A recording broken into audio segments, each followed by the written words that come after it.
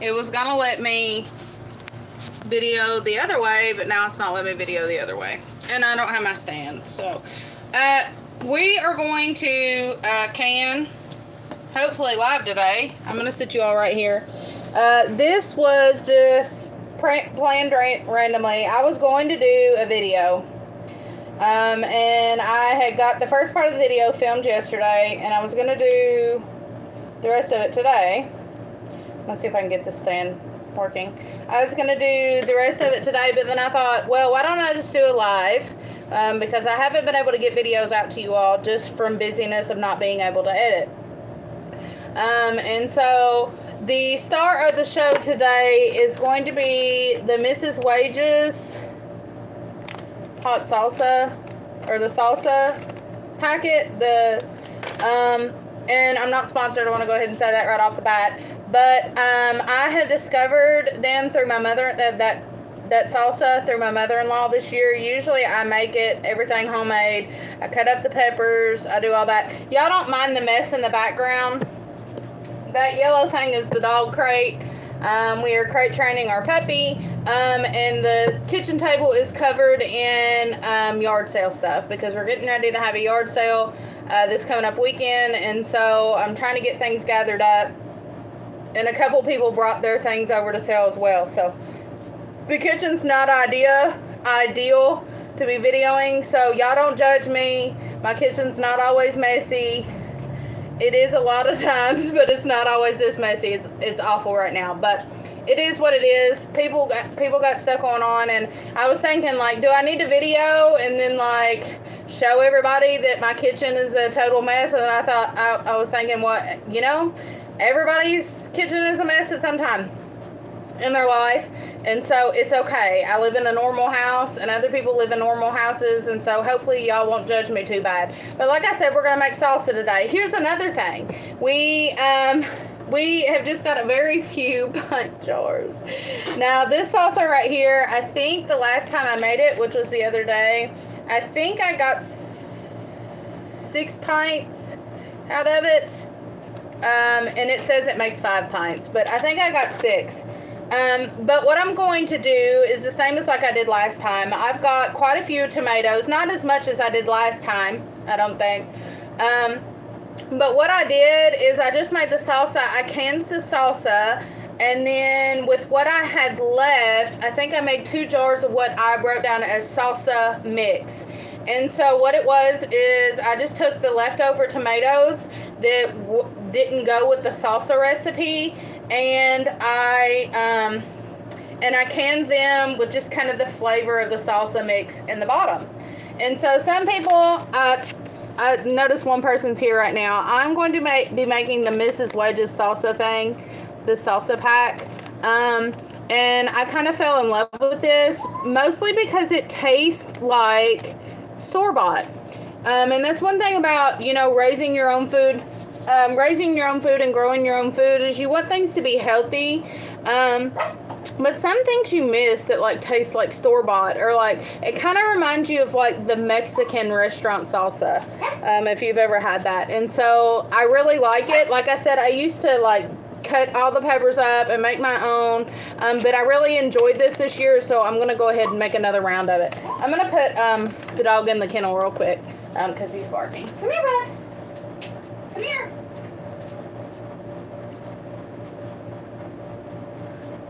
You're okay.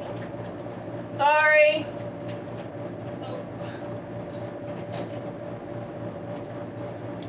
Crate trading has been a blast with the puppy, by the way. That is sarcasm. So what I need to do is go ahead and clean the jars that I have in storage. I'm going to get you all up on this stand because it wasn't working before.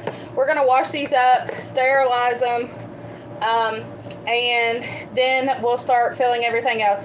I need to go ahead and fill my pot up that I'm going to use for water bath canning. I like that to get hot, along with the pot that I'm going to use to, what's it called, scald? I guess scald the tomatoes in. But we need to get our jars cleaned as well. So give me just a second. I'm going to put you all on the stand. Y'all just got a good flattering angle of the kitchen I said that is super messy right now. Let me see. Okay. So, sorry. Okay. I'm going to go ahead and fill my sink up with hot water. That's one thing about it. We have our really good hot water heater. It's on gas, and so it gets really hot. I'm going to go ahead and put my jars in. I'm going to go ahead and wash them with soap first. I'm not going to use these. I'm using pints, and I do have 2 quarts, and I just washed that one, and I just washed this one. But I'm going to go ahead and wash my pints up. I don't have very many because I left them at the farm. And when I'm messing with canning stuff, I always add distilled white vinegar to my jars to go ahead and help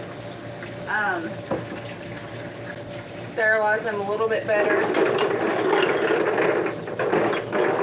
I hate doing cooking videos because it's so hard to get edits for you all. It's a long process of editing, and I'm constantly messing up. So we'll see how this goes on live. Get me a little more soap. Also, as bad as the shape as my kitchen's in right now, it's kind of embarrassing if I'm going to be honest with you all, because it's a mess. But it is what it is. Like I said, everybody has a kitchen, or most everybody has a kitchen, and your house is not going to be perfect all the time. I'm going to let those jars sit in really, really hot water and soap. With the vinegar in it. And while it's doing that, I wash these jars. I've got a glass right there I'm about to draw. I'm going to go ahead and fill up my what I'm going to water bath can in, and what I'm going to use to scald my tomatoes in. So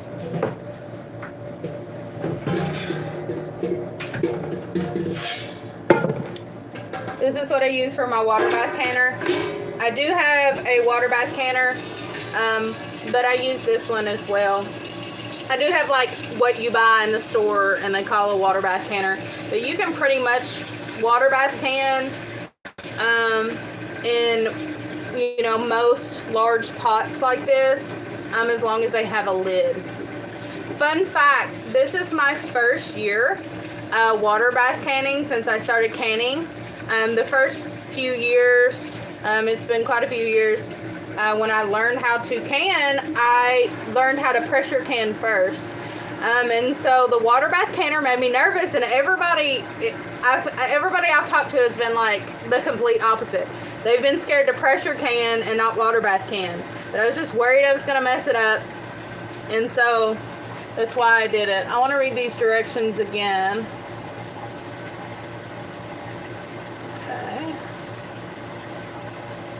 And I'll read them to you all as well when I do it.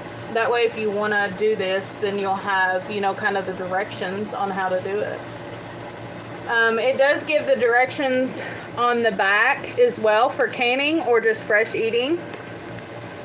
It says hot salsa makes 5 pints.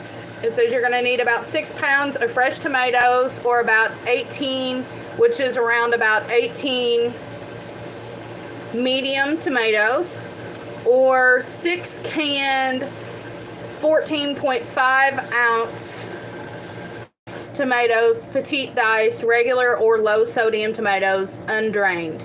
And then it says you take a half a cup of white distilled vinegar. It names their vinegar, but you don't need that. And then one of these pouches. I wish I would have grabbed 2. Why I didn't, I have no clue. It says wash your fresh tomatoes, scald for 3 minutes in boiling water, dip into cold water, cut out cores, remove skin, and chop coarsely. This should yield about 10 cups of tomatoes. If using canned tomatoes, do not drain liquid. I'm going to have to wash my hands because I keep touching my face. Hi, Randy. How are you? It says combine tomatoes with Miss Wage's white distilled vinegar. It's a hair or something. Do not use aluminum. Bring mixture to a boil. I pulled out my aluminum pan. I don't need to use this one. I need to use a different one according to that. Does anybody know why they say not to use aluminum? Hello, how are you doing, Wilbur? Stir occasionally, reduce heat, and simmer 10 minutes. Stir, and then it says stir occasionally again, salsa is ready. And then from that point, we're going to can them. And so it says prepare home canning jars and lids according to the manufacturer's instruction for sterilized jars. Pour hot salsa into clean hot pint jars. We are making salsa. We're going to can it. From the Mrs. Wages packet, which I've discovered that I love. I just recently discovered this year. Mother-in-law gave it to me, and she's like, why don't we just try this? And we liked it, so I ran to the store and got another packet of it. And it says leave a half-inch headspace, remove air bubbles, wipe rim, and cap each jar as it is filled. Process jars for 40 minutes in boiling water bath canner. Turn off heat, carefully remove canner lid, and let jars stand for 5 minutes in temperature to room temperature for 12 to 24 hours. Test the jars to make sure they're sealed correctly. And then it says if jars do not seal, refrigerate and consume within 1 week. Use shelf-stable products within 1 year. Okay, so I still need to fill this up. I thought that was cool. I thought I was able to use that pan, but I remember now that I didn't use the aluminum, so I'm going to have to grab my other one.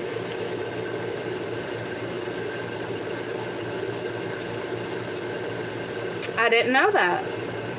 That's interesting. So he said the reason why you can't use aluminum is it's reactive to the acidic foods, and the metal would seep into the salsa. That is very interesting. I did not know that. So I'm not going to use that one. I'll use this one instead. This is an old pan. Okay, and that's what I used last time. All right. Oh, let's get our water bath canner up here. Okay, let's see. Metal particles. Yeah, that makes sense. I mean, that's, kind of like the main, like people that cook with cast iron. I know we cook with cast iron, mostly cast iron. And there's a lady that I used to follow on YouTube. I still follow her, but I don't have time to watch things that, I don't have time to watch things like I used to, and so I don't really get to watch things much for pleasure anymore. I guess is the way to say it. And she had an issue with her children having too much iron. And it was like messing with her teeth, I believe. And because of that, her dent, maybe it wasn't messing with her teeth. It was something like that, though. It was like they were consuming too much iron, and the only thing that they could think was that that they were using cast iron pots and pans, and it was causing too much iron to be in the children's diet. So she was still using cast iron, but she was trying to mix it up and use a little less cast iron. Is also the reason some people don't like buying dented cans. It makes sense. It makes sense. Where we don't like eat a lot of canned food, like don't eat a lot of things that's not canned like this. Well, here's the thing about us, is we have always just been like, when the garden's fresh, that's usually when we eat it. And so as far as like, if we didn't have a garden, you probably would never catch us buying a tomato out of the store, just because we don't like the taste. It's like that girl from Roots and Refuge says tomatoes from the grocery store taste like disappointment. They do. And so we've always just been like the type of people that have just eaten fresh produce. And if it's not really been, you know, like fresh fruit's a little bit different because we don't have access to as much fresh fruit. You know, like we're in a kind of, we're not in a climate where we can, you know, like raise lemons and oranges and things like that. And so, you know, we don't have that climate. And so because of that, and pesticides, yeah. Well, I'm just talking about before we even knew anything about that, you know, when we were just like young, dumb, and naive. I might as well wash these too, even though I'm not planning to use them. But we've always just like eat things fresh. Now fruit, like I said, is a different thing, but we eat fruit when it's in season. And we try to buy it local if we can. My mother-in-law bought store-bought grapes the other day though. And I plan to, she just bought them for a specific recipe, and she thought that her family was going to eat them, but they weren't eating them. And so I do plan to take those and maybe dehydrate them, and I might do a video on that. But as far as just consuming like a bunch of pesticide-filled fruit and vegetables, we just don't really eat store-bought stuff. Me and Eric from Farmall, Eric, he shows up on my videos a lot. He had sent, I think I had talked about this on a live last time. He had sent me a recipe. Sorry, I had to get a drink. He had sent me a recipe of like, it was like, I think cauliflower, I think it was cauliflower cheddar bites or something like that. And he had sent me a recipe, and like weeks later,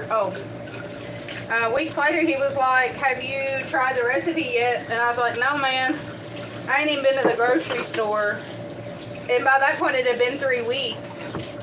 And it was even longer than that. I still haven't tried the recipe. I keep forgetting to buy cauliflower so I can try the recipe. But I just don't go to the grocery store very much. And, you know, like I said, it was like 3 weeks.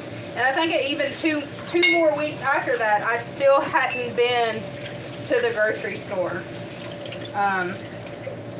And so I just try to keep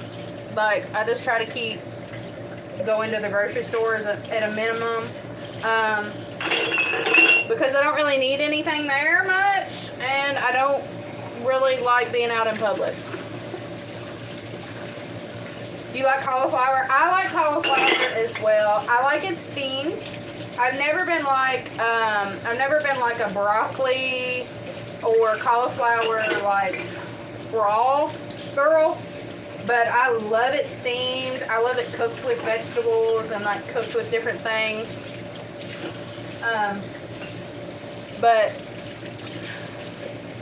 I like it raw with my, I'm not like a raw carrot girl either. Like some people like raw carrots. They're not my jam. Now if you add like a little bit of water and salt to them and let them steam a little bit, then you got me. That's where I'm at. Well, I'm washing these jars up. When I get them all clean, I'm gonna run hot water in them. Like I said in the beginning of the video, our water gets extremely, extremely, extremely hot. And so I feel safe just putting extremely hot water in them to sterilize them. And I used to like boil water and like pour the boiling water over it. But what I've realized is this water gets so hot that it don't really need that. And so I can just pour the hot water over top of them and down in them. And I feel safe with that. And so that's what I do. I know some people that don't even do that. I know some people that just wash their jars. So, and everybody does it different. Like, some people follow certain rules and regulations and some people don't. Some people about want to give me a heart attack. When I watch them can, I'm like, oh. And I'm sure people probably think about that. Well, actually, it's not as many as I would like to have. I left an entire box of pint jars at the farm. And we have a lot more jars than that. This is just what I had over top of my refrigerator in storage that I had put up in a shelf. And thank God that I had it, because if I didn't, I wouldn't be canning tonight, because I left all my jars at the farm. So I'm going to put these down in here. Let that water get really, really hot. It's already hot where I just feel that hot. You see me jerk my hand back. It will peel the hide off of you. And I'm going to go ahead, I'm going to do the salsa first. And so I'm going to fill up the pint jars. What do I use the salsa for? Okay, so actually mostly and it's going to come to a shock to you. Mostly what I use the salsa for is in chili. I use it for chili when I make chili in the wintertime. I use my, tomato juice, and I do chunked tomatoes. So I don't just do pure juice. I do chunked tomatoes. We do eat chili, or we do eat salsa with maybe tortilla chips. We eat tacos a lot. But what we eat most of all is breakfast burritos. It's like a staple in this house, a breakfast burrito is. And so I put my salsa on my breakfast burrito. But the two main things that we use salsa for would be breakfast burritos and chili. It's amazing in chili.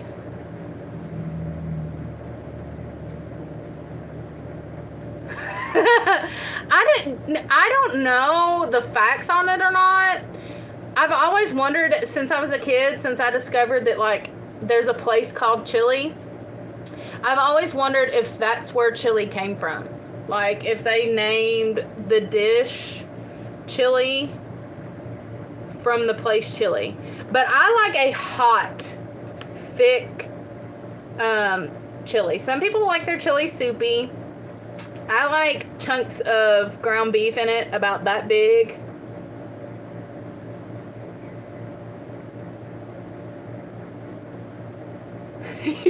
Yeah. I like chunks of ground beef in my chili about that big.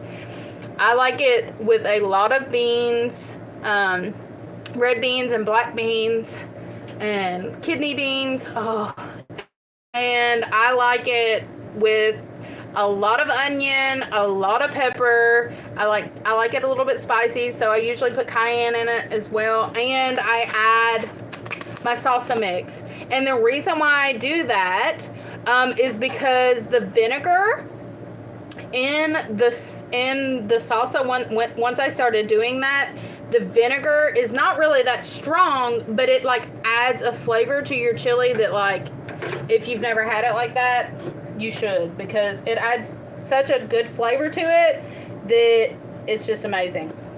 So that's why I do it. I tried it. I maybe watched a video of somebody talking about using salsa in chili, and I tried it and I love it, and it's my favorite. And not to brag on myself, even though it is kind of bragging, everybody loves my chili. I've never had anybody eat my chili and say, oh, I didn't like it. Usually everybody brags on it and they tell other people about it. Like, I've had people have my chili and then like tell their spouse or their family member, like, she makes the best chili ever. So and it's probably because I just love a good thick full chili. Like when I'm eating it, I want all the flavors in it, and I want everything that's in the pot to be in my mouth. And so in order to do that, you've got to do, a lot of things in it. But it's so good and so filling. I love it. And I don't really like a soupy chili. I like a good, thick, like tomato juice thick chili. I don't know how to explain it, but it's delicious. It's how my dad always made it. Except when I was a kid, my dad would put ground beef in it, but he would also put hot dogs in the chili. People like, I don't know why. It was just something my grandmother did. I guess to fill, like they had a bunch of kids, and so they would use it to like fill it up even more, like to have another meat in it. It was not really a meat, but to have another meat in it. And that hot dog soaks up the chili flavor, and it's like a chili dog. And so I would always, as a kid, we would have our chili with our hot dogs in it and a peanut butter sandwich. And it was always so good. And it's like it's like in my DNA. It's just like part of my childhood. But it was delicious. Okay, I gotta pull this out. And I've got to rinse this out and then fill this up with cool water, so when I scald my tomatoes, I can put them down the cold water. Yeah, it's essentially what it is. You got me wanting your chili. Yeah, I love chili. I love it. I love chili. I love it. It's one of my favorite dishes. And it's childhood to me. Chili is childhood to me. And we kind of grew up poor. Like, we ain't got no generational wealth or nothing. We were kind of, like poor. And so my dad would like make a pot of chili, and he would make it on a Friday, and he would make enough for it to last till Sunday. And so when I was a teenager, I would like be like, gosh, is the chili pot done? Because he would make so much that it would last so long, but like they were, like saving on meals, and so, chili was something that's like a big part of my childhood because, we had it in the wintertime, and it would be, like 3 days in a row. And when we were a kid, it was like real inconvenient, like chili for 3 days. But now, as an adult, I could eat chili for 3 days and be fine.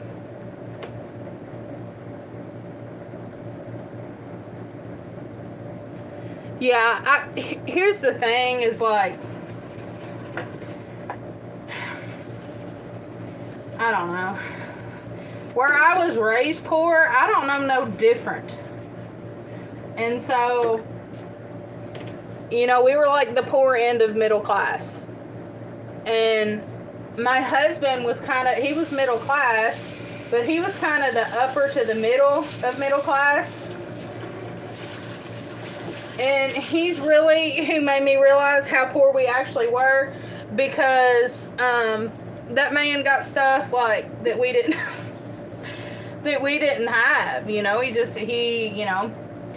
got to have like 4-wheelers and dirt bikes, and he had a bunch of animals, and they went on like vacations and family trips and stuff like that. And we didn't do that because we we're poor, and my parents couldn't afford it. And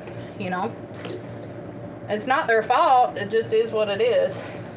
And so marrying my husband, who was in a different, not a different class, but just like the higher end of the class, it's a drastic difference. I don't think people realize, which I don't want to get into it too bad, but I don't think people realize the difference, even from the bottom of middle class to the top of middle class. It's a big difference. And it seems like most people now, middle class and lower class, or like just the average Joe now, like, I don't feel like, well, like you see the stuff on Facebook all the time, how millennials will like make jokes. Like I seen a video the other day, it was either on YouTube or Facebook, and it was these boys that were like working on your house as a Gen Z and a millennial. I'm an average Joe, definitely. Yeah, working on your house as a millennial and a Gen Z, and there was no house there because like we can't afford what we want. And I went to the grocery store today, and I was talking to a man in the grocery store, and there was something. Well, my daughter noticed the price of something. I can't remember what it was, and she was like, "My gosh."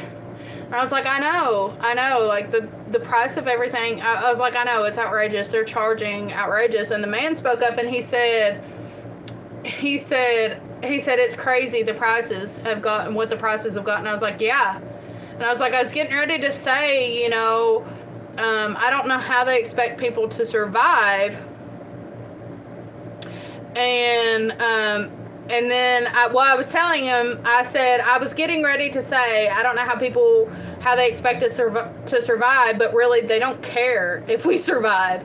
And that's the truth. That's the truth of the matter. The government doesn't care, rather the lower class or the poor class are making it. And they really don't care about Eastern Kentucky at all. Like, it's been proven time and time again that America, it doesn't worry about Eastern Kentucky. We're just the mountain people. We're just the poor folk. And that's what we're always going to be to them. They're never going to see us any different. And they don't care. And that's how it's always been. And honestly, I wish they would have just stayed out in the beginning. I almost feel like when the government intervened in the 60s and the 70s, they did Eastern Kentucky more damage than they did help. And it's unfortunate for us. Yeah. Unfortunate for us, because now, now we're having to reap the benefits, not quote unquote, the benefits of what they've done to the Eastern Kentucky area. Alright, so I'm going to pull these hot jaws out. Boy, are they hot, too. If I spill these on me, I'm going to be in trouble. And I'm going to wash my tomatoes. I probably should have done that first, but I forgot. So, I'm going to wash my tomatoes.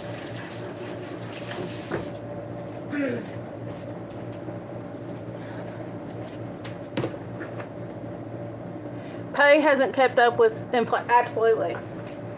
Inflation hasn't kept up with inflation. Inflation don't even know what it's doing. Inflation doesn't even know what it's doing. And that's a fact. Crazy. Things are crazy. It's insane what they expect people to do. I don't know. Yeah. Yeah, I think that in the U.S., Kentucky is pretty high up on the range. That one's bad. On the range of like being poor. What happened, though, is in the 60s and the 70s, they discovered Eastern Kentucky and realized there was people living up in our mountains and our hollers that were doing just fine, surviving, but they thought that we needed, almost all of these are rotted, they thought that we needed help from them. And you can watch some old documentaries on like Harlan, or like watch the documentaries on the Eastern Kentucky. Watch the older ones, where the government comes in and they see kids running around with no shoes on, and they think it's awful that these kids are running around with no shoes on, but it was just like a way of life here. That's how it always was. And there's a documentary that I watched, and it was a woman in the 60s and the 70s when the government came in and started sticking their nose where it didn't belong. And they come to Eastern Kentucky, and they brought shoes. And they brought it into the schools, this particular school in this girl's area. And she said they were the ugliest shoes she had ever seen in her life. And they were the government was bringing them in and giving them to these kids like they were just so poor they couldn't even, just like they were so poor that they didn't care what kind of shoes they had on. And as a kid, that stuff, matters. That matters to kids. And I'm not saying that there wasn't people in Eastern Kentucky that needed help. These people in Eastern Kentucky that need help right now, we've got a drug problem that's out of this world. And people have went down the path of addiction. And if they want to help with something, they can help with that. And I don't know. I got a lot of opinions about what the government's done to our state. And it ain't much good. I ain't got much good to say when it comes to that. I wish I could be nicer about it, but I really can't. Because I ain't got much for them when it comes to that. They really just, stuck their nose in where they shouldn't have. Let me see. They never fail to ruin something that is perfectly fine before they come. Yeah. Yeah, it was kind of like, you could almost compare it to, like them coming over here on boats and getting and running the Native Americans off their own land. That's essentially what they've done in Eastern Kentucky. The amount of wealth that is in Eastern Kentucky is not given to the people. You take like coal mines, natural gases and stuff, we have it. But the people that own the coal mines are not you and me. The people that own the coal mines are not even people from Kentucky. They're not even from here. And so they're paying the coal miners first off to tear their own land up, because they're strip mining and they're tearing our land up. And have you ever heard of I'm sure it's that famous song that what's her name sings, and it's like you'll never leave Harlan alive, however it goes. And she's talking about them coming in and waving $100 bills and telling them boys, they can work in them coal mines. And of course, when they come in here, didn't know, them people ain't never seen a $100 bill. And so it seemed like good money until everybody was dying, but they wasn't no work. And the government had come in here and, was telling these boys that they were going to help them, they was going to give them an education. But they were coming in these coal mines and shutting them down and taking the work from the boys. And in the process, them tearing up their own land to do it.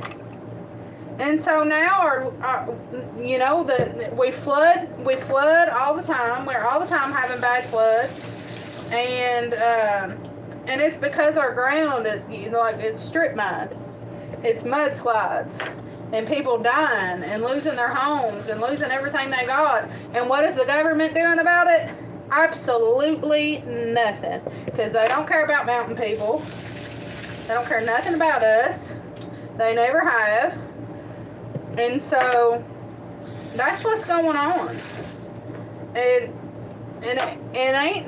this ain't mainstream media. Ain't nobody talking about this. What they're talking about is how coal is diminishing our resources, but they don't care about the men that's crawling up in them holes, to make ends meet. And they don't care that, that after these people don't even live here, these people don't care nothing about Eastern Kentucky, or rather we have land or rather we don't. They don't care nothing about these men that are living in big cities, big countries, that own these coal mines and strip mines and are stripping our land and taking our minerals. They don't care nothing about that. They don't care nothing about that at all. They don't care about our people. Never have and never will.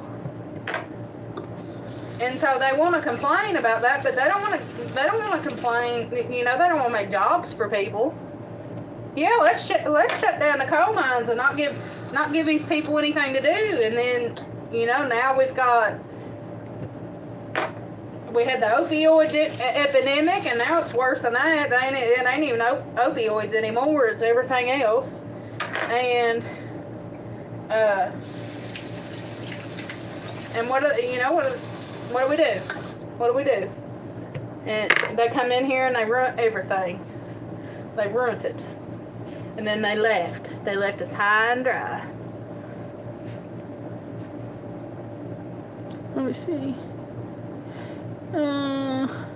I'm not sure they care about anyone. Yep. Yeah, there's plenty of issues. I could go all day. And listen, I'm not into politics. I'm not, never really have been. I realized that at an early age, at a very young age, and people will probably get upset with me, but I live in a little old tiny town. Live in a little old tiny town up in eastern Kentucky, and we ain't got enough people here for our votes to count, and so I don't vote.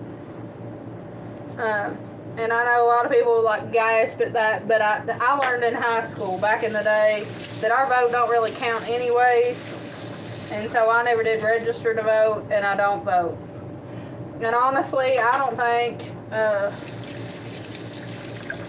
people realize or grasp the fact if you live in little tiny towns like ours, your vote really don't matter. The places that matter are going to be your bigger cities. And our bigger cities are like Louisville and Lexington and stuff like that. And but I remember back when like Hillary and the Trump thing was going on, I would stress. They had me in a mess. I would stress and stress and stress and stress and stress about who was going to be president, what was going to happen, this and that. So much so that it affected me. And since then, we've gotten rid of a TV. I don't watch the news. We have a radio, and that's how we hear the weather or any important news in our local area. I mean, if a tornado is going to come that night, our phone will either tell us or the radio will. And yeah, it's just, they're not. I don't know. I don't know. People probably think I'm nuts for not voting, but I don't. And to be honest with you, I don't think, no matter who gets in there. Here's the thing. I'm not a political person, but used to the Democrat and Republican Party was just separated by the amount of money they wanted to spend. That was what it was. Where was this money going and where was that money going? It's not like that anymore.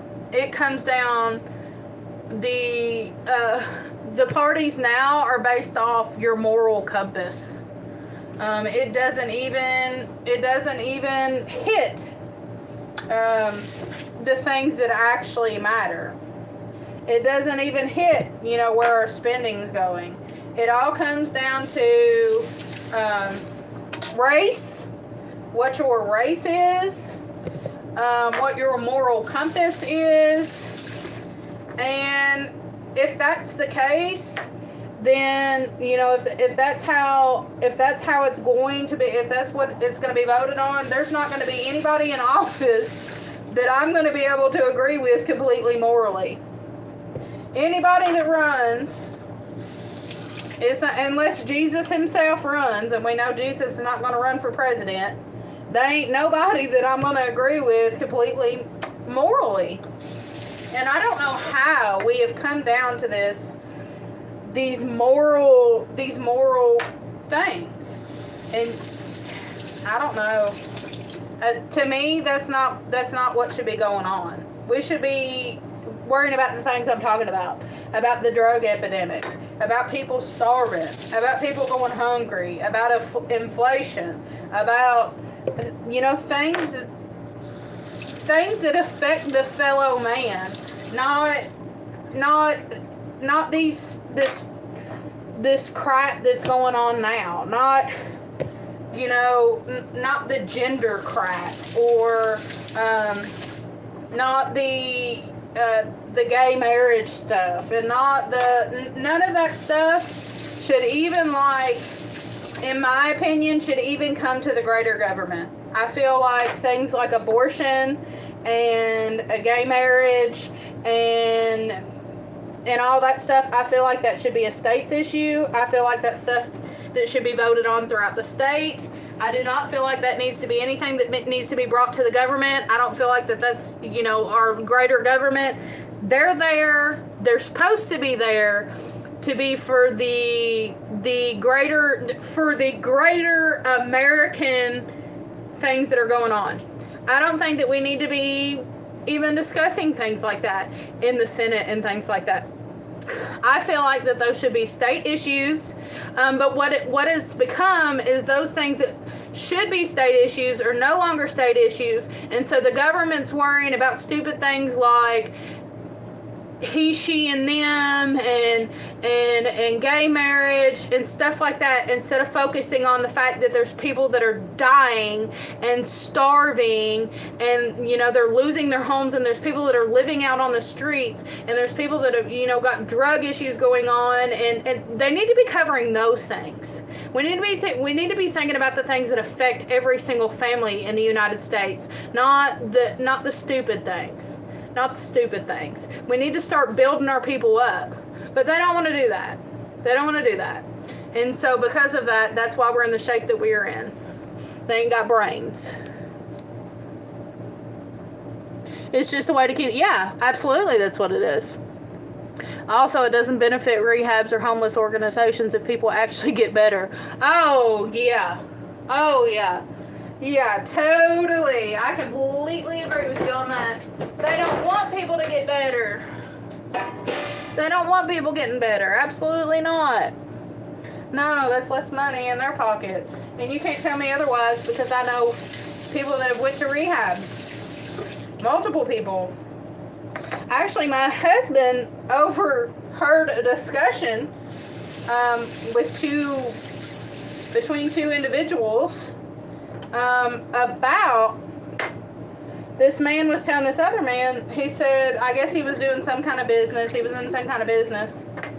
And he said, why are you not doing such and such anymore? He said, I've moved on to rehabs. He said, that's where the money's at. Said that just out loud in front of everybody in a public place, because that is where the money's at. That's what he said. He said, I've moved on to rehabs because that's where the money's at. It's a money thing. And our people are suffering and dying because of it. And it's really, really, really, really, really, really sad. And, people want to complain about the amount of children that are in foster care and things like that. But they don't want to do anything about the drug epidemic, and it starts there. It starts with the drugs. And until they want to do something about that, there's not going to be any change. And like me and you just discussed, they're not going to do anything about that because that's money. That's money in their pocket.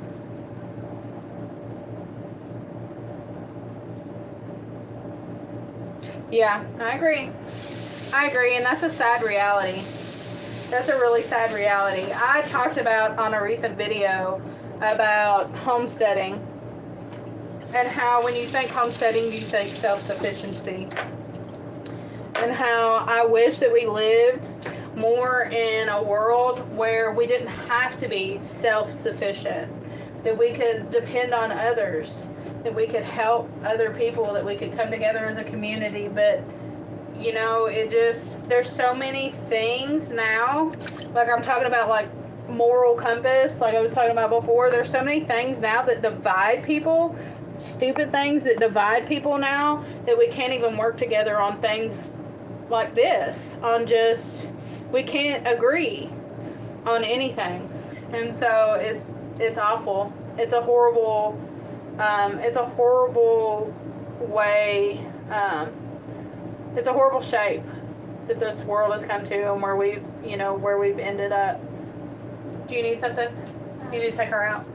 Go ahead. You gonna take her potty? Go ahead and take a flashlight or your headlight, okay?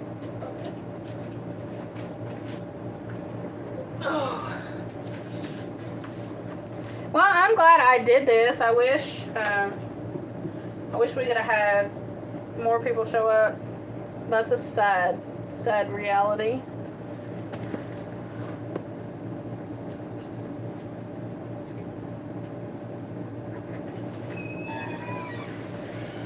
I appreciate it too, Wilbur. I really do. I'm glad you're on here. I'm glad that we have been able to talk and chit chat. I love it.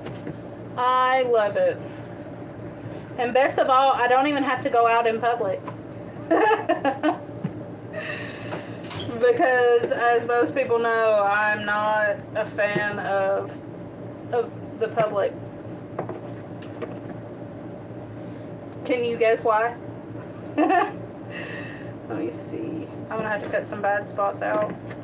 Ew! That tomato just bubbled.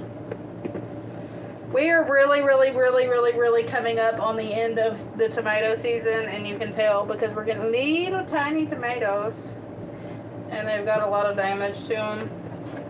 They're just not thriving like they were. Oh, that one's bad. And I try to go through these and make sure, we ain't got any, like spots that are right down to the core that are bad. And I try to cut out whatever's, whatever is bad, like that. We don't want that in there. I'm glad that we can chit chat and hang out, and that we can kind of talk about things like this and be able to discuss things.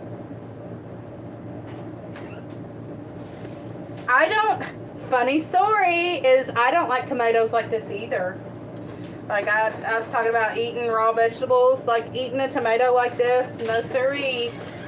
But what I do like is like tomato juice, salsa. I like it to be cooked. I'm just not a raw veggie person, which I know tomatoes are fruit, but really they're a vegetable in like everybody's mind. And got a little cherry tomato. It's puffy though, I'm gonna throw it out. Ooh, about made a boo-boo right there. But yeah, I'm not just like, I can't just like eat, well I guess I could, but I don't really like it. Eating just like a raw tomato. The scolding's taking forever. I just realized I didn't. But like having a tomato on a sandwich or something, I might eat it like on a cheeseburger, or something like that. But as far as just eating like a tomato, well, I'll eat it on a cheeseburger and then about halfway through I'm done and I take it off. And I'm kind of that way with onions too. I don't know. Maybe I just wasn't fed enough raw vegetables when I was a kid. I ain't like that. I don't like raw vegetables either. Yeah, but she said I'm like that too. I'm getting ready to really hurt myself with that.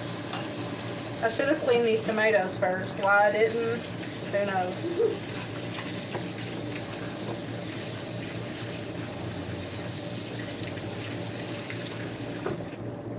There's a bad spot on that one. Oh.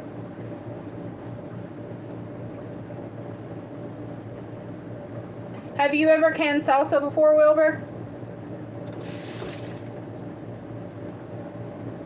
Have you ever canned before?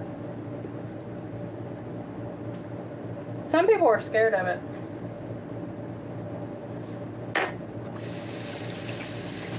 I know, like I said, I was kind of scared of, in the beginning, I was kind of scared of water bath canning. Not pressure canning, which is people probably think is nuts, because most people are scared of pressure canning. This whole top of this tomato has got blight on it. It's pretty on the inside though.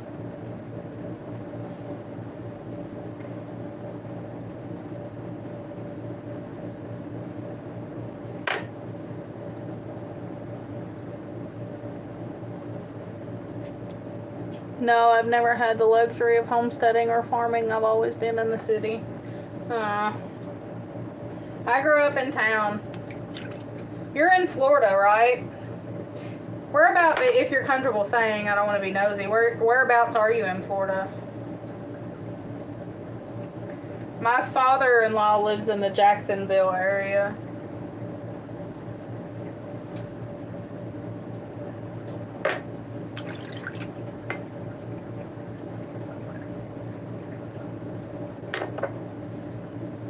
I'm in Illinois. Oh. Oh, that's why I thought that.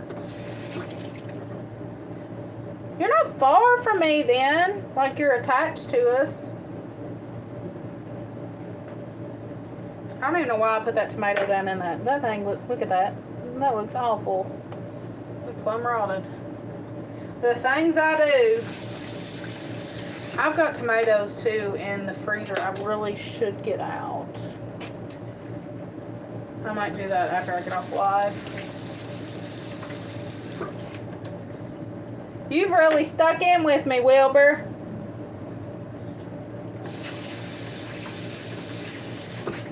I feel like I've heard of... Do I say it weird? Illinois. Illinois. My grandparents are from Missouri. And my grandpa calls Missouri, Missouri. And I guess he can call it that because Illinois. It's Illinois. Illinois. Illinois. That's how we say it, Illinois.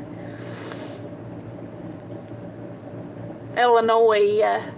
But it's not. It's got an S on the end. It's not Illinois. It's got an S on the end of it. That's why it's called Illinois. Yeah, she said it. That's why it's called Illinois. It's got an S on it. Yeah. Yeah, you tell him. Illinois. I almost annoy myself when I say it because I'm nasally when I say it. Illinois. Illinois. Illinois. Illinois. Illinois. Saying Illinois Illinois. every day for the rest of the year. So it's Kentucky. Kentucky. Kentucky. I think originally it was called originally the name Kentucky came from the Indians calling it Kentuck in their language. I don't know what Indians were here. Probably, I think it was Cherokee and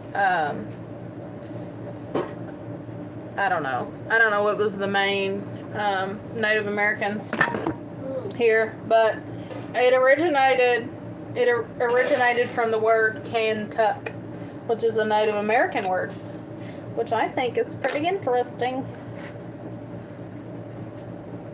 We're all about like the studies and stuff, like how stuff was back in the day. Yeah. We love looking at stuff like that. Is that? Yeah, I'm thinking where my father-in-law lives around Jacksonville. There's like a bunch of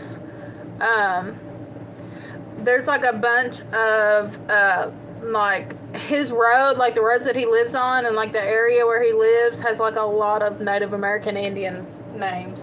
Like his road is, I wouldn't be able to tell you because I can't remember, but it's something Indian, it's something Native American.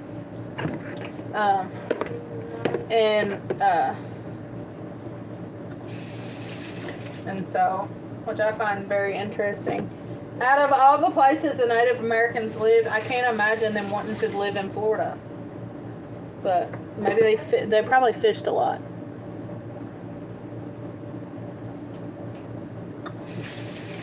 Now, I myself, my mother has no Native American in her. My dad looks like he was born in a teepee. He was not. But he is Blackfoot and Cherokee. I don't know what the exact percentages of each are, but my grandmother was Native American, and she was Blackfoot and Cherokee, and she married an Irishman. And so my dad, on his father's side, is Blackfoot, Cherokee, and Irish. My great-grandfather, I love to tell his story. My mom recently told this story. But my great-grandmother, my my great grandmother's mother, so my great, she's my second great grandmother, walked the Trail of Tears. And so my great grandmother was, she was almost 100, she was 99 when she died. But my grandfather, my great grandfather, came over here from Ireland, and his parents, he originally came over, and I think, if I'm not mistaken, I don't want to tell you wrong, but it was Ellis Island. And somehow they made their way to Arkansas. And they lived in Arkansas, and they decided that they were going to go back to Ireland. And I can't remember exactly how old he was, maybe 15, maybe younger than that, but he didn't want to go back to Ireland.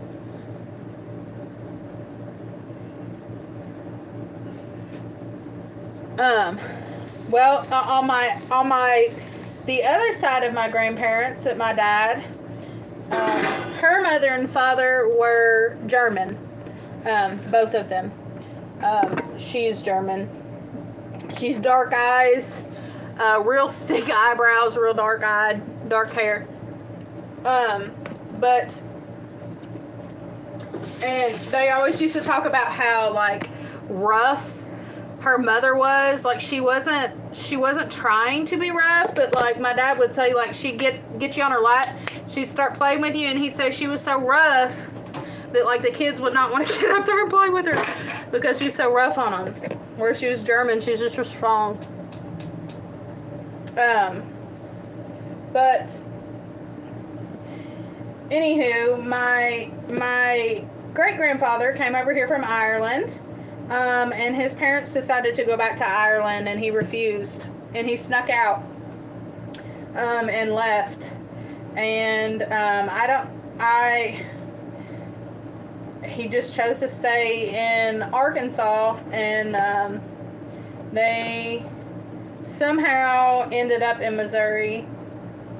And so my father was born in Missouri, and my grandparents lived in Missouri majority of my life. And so, but I love that story about my great grandfather. I can't imagine, like being like 15, 16 years old, like to us as a child, but to him, he separated himself from his parents. He made a life. He got married. He had kids. He had grandkids. Then he had us, which was his great grandchildren. But he died before I came along. But I always, when I think of that story, I always have so much admiration for him. And thinking about, the things that he had to go through and the things that he had to endure. He stayed here all by himself. Probably didn't know our language. And he ended up marrying a Native American woman, which was my great grandmother. Which I find amazing, and I love that about me. I love that about my history. I don't think any of my family is Native American. Heritage is Germany. My dad has our family name plaque with the history of our name. That's really neat. That's really neat. I love history. Yeah, my mother has all of on her side. She's very white. She's like from, she's pretty much just English. It's essentially what makes up her DNA. She's as white as can be. But, and what's crazy is like, why did I do that? I'm the lightest skin out of all of us. My brother is very red skinned. You can tell by looking at him that he is Native American, has Native American in him. And we would probably look more Native American if my mother even had like an ounce. But she doesn't have even like a little tiny ounce. But my brother looks very Native American. And I feel like if I was tan, I would probably look more Native American than I am. Or look more Native American than I do, because I do have quite a bit of Native American in me. It's just one generation away. But my mama is white as can be, and so because of that, I look the way I do. I'm real pale skinned, very light. My dad and my father, though, have beautiful skin, very beautiful. But my mother has done a lot of history on her side, DNA test, and did the ancestry thing, and she's went way back. She's went way back. Before she did the Ancestry.com thing, though, she had just dug in through libraries and things, and it got all the way back to like her family members coming over on the Mayflower, which is pretty cool, you know, to do that all by yourself, you know, to really dig so deep that you did it all by yourself. But now she's went way farther back than that since then through Ancestry.com or whatever. But I find it very neat, my heritage and stuff. My name is all white. Yeah. My maiden name is very Irish. But my husband's ancestry, though, is French. He's all white, too. Although they say that, I don't know, his grandmother always said, and a lot of his family members have said, that they're somehow related to Pocahontas some way. And before, I don't know if you've ever like looked up the history of Pocahontas,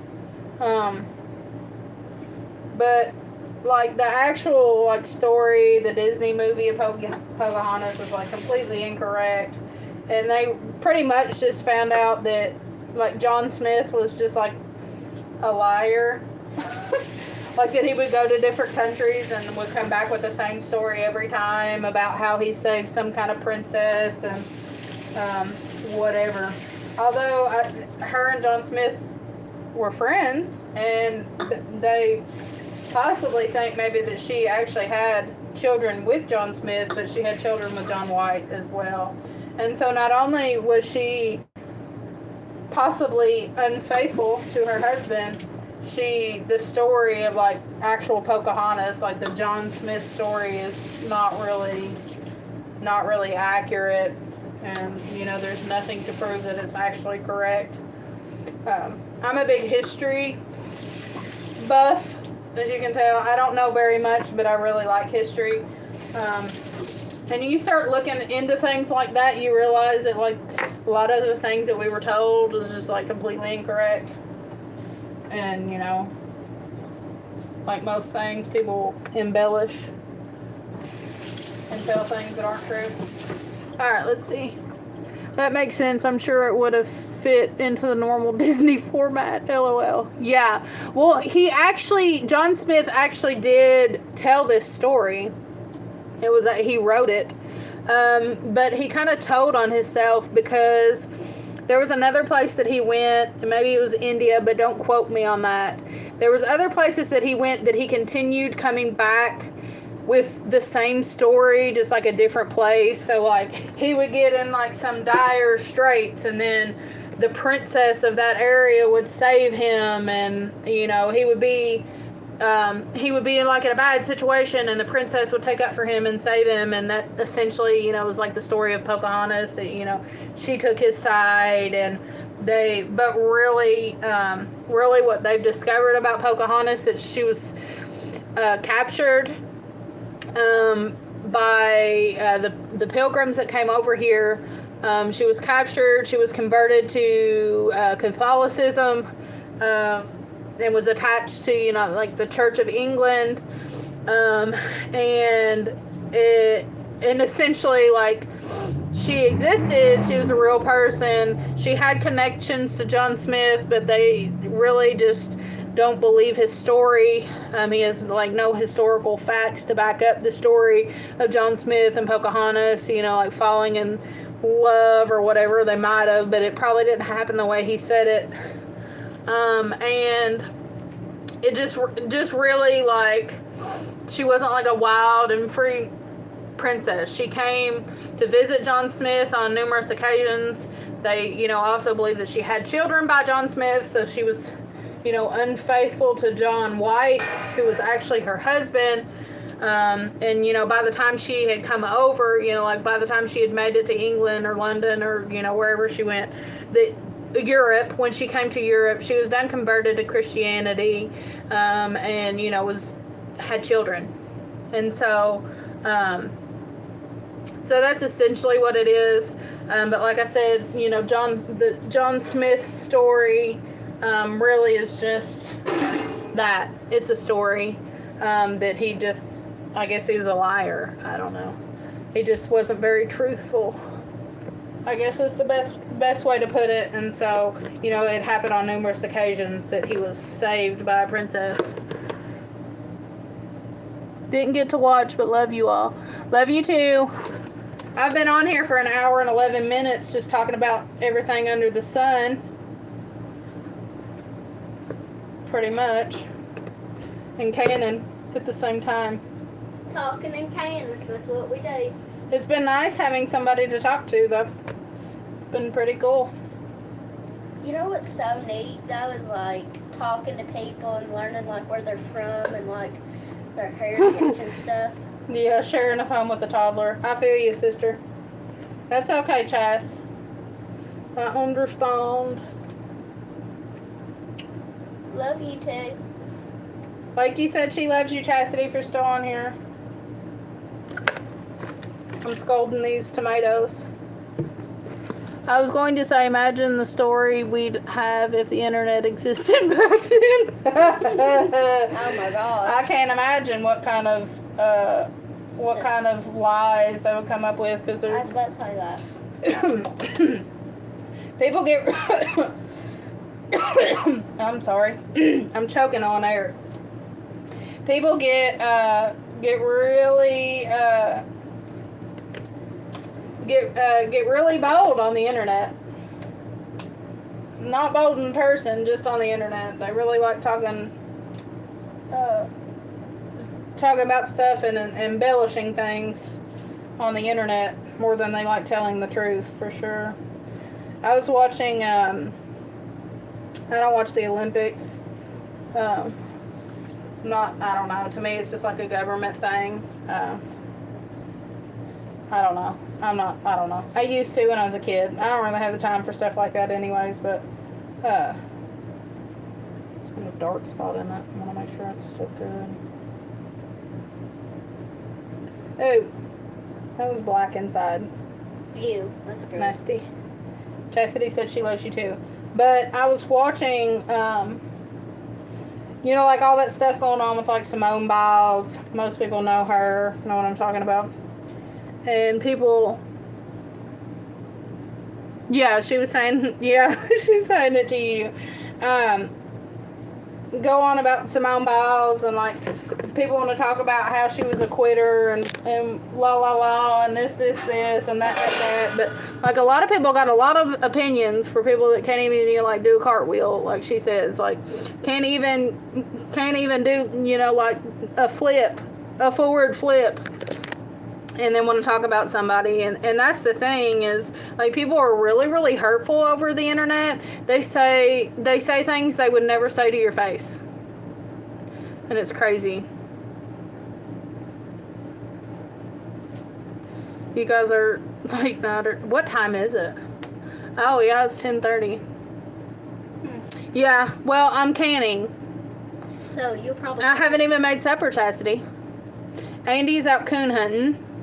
Lakin's right here. We've got the new puppy, and so she's been. Would you give her a bath? Yeah. She's give her a bath, and now she's asleep somewhere. Yeah, she's curled up on the couch. I haven't even made supper. We're gonna have what is it? Taco. It's taco pasta. It is so good, y'all. Y'all will have to try to find the recipe. It's so good. Yeah, it's really, really good. You make it like you're gonna make tacos, except you put pasta in it, and then you bake it. Put cheese on it. It's so good. I know. I like Daddy said I don't know why I'm getting a second bowl, but it's good. Yeah, Yeah, but you eat so much. It's Gonna make very it so sick. filling. Like, y'all would think a lot of times you have to get second bowls to really get filled. I might, Chastity, I might make a video of it sometime. I've been wanting to make a video of it because it's so good, but tonight I'm recording this. You wonder where she got her accent from? Where'd you get your accent from? Daddy or mommy? I got a few minutes because she had to use the potty. Oh, Okay. counting. Potty countdown. How's the garden doing, Chas, while you're on here? Tell me, sister. Okay, we're going to take his bowl.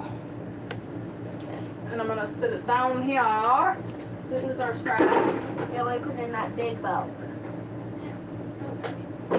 I gotta dump them scraps, get stuff out of the way. I've got a little bit of counter space in this house. Look at So that. we're scalding the tomatoes right now, and then once they cool down, I'm gonna cut them up. Yes, we got a puppy. She's a Walker Hound. She's a coon dog. We'll have to send you a picture. We don't just have her though. We've got 5 dogs now. We've got a female Walker Hound, a male Walker Hound, a puppy Walker Hound, and then we've got Koa and Katie and Ollie. So we have. Did you just wake her up? But she's a little, like, look at her. Lakin. She's gonna be a holy terror now. She's Go adorable. let her sleep. Go put her back. Come on. So we have, that's Tilly. So we have Koa, Katie, Tilly, Ollie, Ruby, and Blue Boy. So that's 6, right? Is that 6? Koa, Katie, Ollie, Tilly, Ruby, and Blue Boy. I said 5. We have 6. Yeah. We have 6 dogs. We have 6 dogs. Well, 7 including if we include Queenie, but she ain't really ours, so. No, we don't feed her. But I'm scalding these tomatoes, and then I'm going to cut them up. Thank you. She is cute. She's also rotten. She's in the also- puppy stage, and she's into absolutely everything. Everything. And you got to constantly try to save her life. Puppies and puppies in general are like on a mission to end their life in one way or another. You got another Pyrenees? Girl, Rolling in the dogs. you are, y'all should have just waited till we had puppies, and then y'all could have got one from Koa and Katie. You're going to have a mess with the Pyrenees. Hopefully it don't run off on y'all.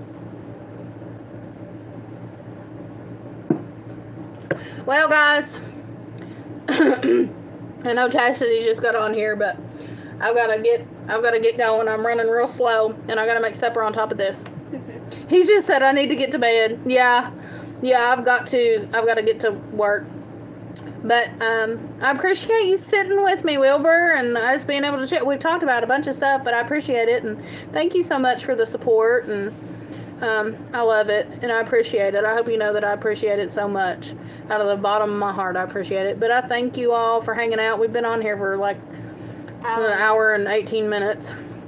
But I hope you have a wonderful night, and I hope you have a wonderful day tomorrow. And you see, yeah, Dylan already got big. Yeah, and he's already getting big. Hey, Dylan, it's because it was. We love puppies. It's like our puppy life. Yeah. I love big dogs because you'll get them little, and then you get to watch them grow up like we done with Koa. Yeah, they eat a lot, though. Big dogs eat a lot. I love y'all. I love y'all too, Chas. All right.